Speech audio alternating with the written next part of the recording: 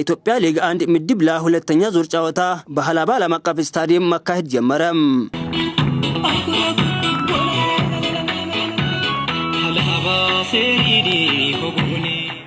ጨዋታውን የማዕከላዊ ኢትዮጵያ ክልል እግር ኳስ ፌዴሬሽን ፕሬዝዳንት ወይዘሮ ሰርካላ ሳሙኤል፣ የሐላባ ዞን ምክትል አስተዳዳሪና የግብርና መምሪያ ኃላፊ አቶ ሀጂ ኑርዬ፣ የሐላባ ቁሊቶ ከተማ ከንቲባ አቶ ገመዳ መሐመድ፣ የኢትዮጵያ አንደኛ ሊግ ዋና ሰብሳቢ የሆኑት አቶ ዘገየ ቦጋለ ለተጫዋቾቹ ሰላምታ በመስጠት ጨዋታውን በይፋ አስጀምረዋል።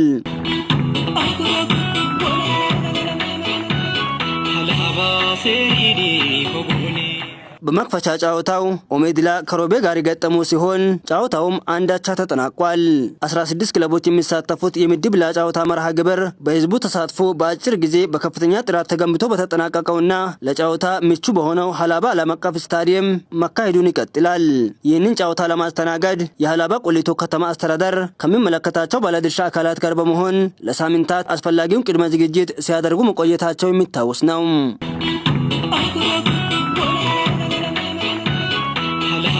Seria